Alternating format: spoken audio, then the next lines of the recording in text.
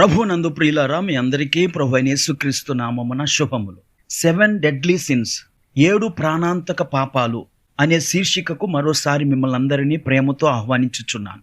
ఈ శీర్షిక క్రింద గత వీడియోలో గర్వం అనే ప్రాణాంతక పాపాన్ని గురించి ధ్యానం చేశాం. నేటి వీడియోలో దురాశ అనే ప్రాణాంతక పాపాన్ని గురించి ధ్యానం చేద్దాం. ఈ ప్రాణాంతక పాపాలను గురించి ఆలోచన చేస్తున్నప్పుడు పాపం అంటే ఏమిటి అనే ప్రాథమిక ప్రశ్న మనలో తలెత్తుతుంది. క్రొత్త నిబంధన గ్రంథంలో పాపం అనే పదానికి హమార్టియా అనే గ్రీకు పదాన్ని వాడారు. హమార్టియా అంటే గురి తప్పుట.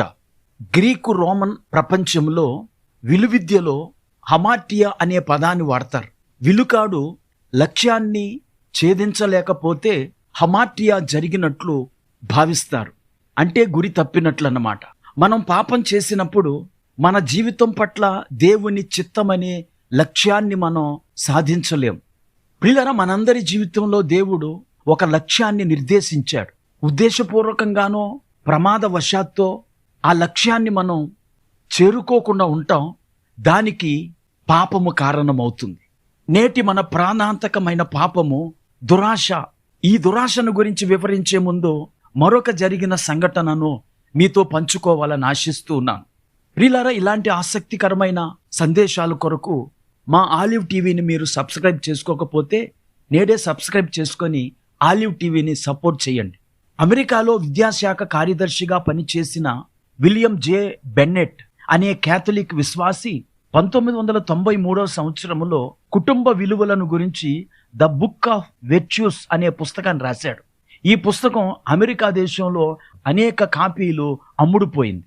నైతిక విలువలను గురించి గొప్పగా చెప్పిన ఈ గొప్ప రచయిత 2003 సంవత్సరంలో లాస్ వెగాస్లోని అట్లాంటిక్ సిటీ క్యాసినోలలో భారీ మొత్తాలలో జూదం ఆడినట్లుగా మీడియాలో రుజువైంది.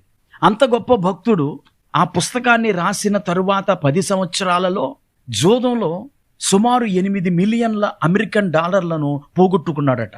మన భారత కరెన్సీలో సుమారు 70 కోట్ల రూపాయలు. ప్రియులారా, ఈ ఉదంతాన్ని ఎందుకు చెప్తున్నానంటే పాపము అనేది మనలను వెంటాడుతుంది. ఏ వయస్సులో ఉన్నవారినైనా, ఏ స్థితిలో ఉన్నవారినైనా, ఏ దేశములో ఉన్నవారినైనా, ఏ సంఘములో ఉన్నవారినైనా పాపము పట్టుకోవటానికై వెంటాడుతూనే ఉంటుంది. అందుకే కొరింథీయులకు రాసిన మొదటి పత్రిక 10వ అధ్యాయము 12వ వచనంలో పరిశుద్ధాత్ముడిలాగు తెలియచేశాడు, తాను నిలుచున్నానని తలంచుకొనువాడు పడకుండునట్లు జాగ్రత్తగా చూచుకొనవలెను. ఇంతకీ ఈ విలియం జే బెన్నెట్ గారు విలువలను గురించి గొప్ప పుస్తకాన్ని రాసి గొప్ప పేరు ప్రఖ్యాతులు పొందుకున్న తర్వాత ఒక జోదగాడిగా రుజువు చేయబడ్డానికి కారణం దురాశ అనే ప్రాణాంతకమైన పాపం.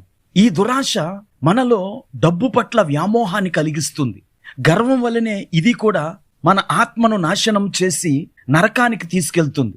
ఇస్కరియోతు యోధా 3.5 సంవత్సరాలు యేసు దగ్గర శిష్యత్వం చేసినప్పటికీ ఈ దురాశ మూలంగానే దొంగవాణిగాను, యేసును అమ్మివేసిన ద్రోహిగాను మిగిలిపోయి ఆత్మహత్య చేసుకొని చచ్చిపోయాడు. అతడు యేసుతో ఉన్న 3.5 సంవత్సరాలలో డబ్బు సంచిలో నుండి డబ్బును దొంగిలిస్తూ తన స్వార్థానికి వాడుకుంటూ చివరికి నరకపాత్రుడైపోయాడు. ప్రియులారా, దురాశ ఇతరులది ఆశించటానికి గాని అనుభవించటానికి గాని ఎంత మాత్రము వెనుకాడదు.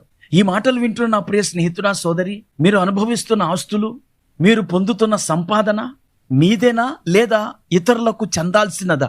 ఇతరులకు చెందాల్సినదైతే మీరు దురాశలో ఉన్నారు అనే విషయాన్ని ఈ సందేశం ద్వారా దేవుడు మీతో మాట్లాడుతున్నాడు. పరుల సొమ్ము పాము వంటిది. దురాశ పరులు పామును పెంచుకొని పాము కాటు చేత చచ్చిపోయినట్లు వారు తమ దురాశ వలన చచ్చిపోతారు. ఈ విషయాన్ని అపోస్తలుడైన పౌలు తిమోతికి రాస్తూ ఇలా అంటాడు, సంతుష్టి సహితమైన దైవభక్తి గొప్ప లాభ సాధనమై ఉన్నది. అనగా మన జీవితంలో సంతుష్టి ఈ 7 ప్రాణాంతక పాపాలలో పడకుండా మనల్ని ఆపుతుంది.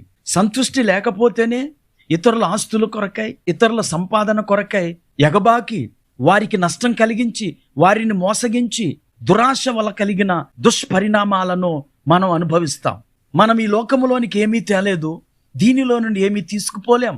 కనుక దేవుడు మీకు ఇచ్చిన అన్నవస్త్రములను బట్టి, ఆస్తులను బట్టి సంతృప్తి కలిగి ఉంటే ధనవంతులగుటకు అపేక్షించు వారికి కలిగిన శోధనలు, ఉరులు మీకు రాకుండా ఉంటాయి. అవి మానవులను నష్టములోను నాశనములోను ముంచివేసినట్లుగా బైబిల్ గ్రంథం సాక్ష్యం చెప్తోంది. గనుక నా ప్రియ స్నేహితులారా, ధనాపేక్ష సమస్త కీడులకు మూలమని గ్రహించి ఈ వర్తమానం వింటుండగానే ప్రభువా నాలో దురాశ తీసివేయండి, ఎదుటివారిది నేను ఆశించకుండా నాకు సహాయం చెయ్యండి అని ప్రార్థన చేసినప్పుడు దేవుడు ఈ దురాశ అనే ప్రాణాంతకమైన పాపము నుండి మనల్ని విడిపిస్తాడు.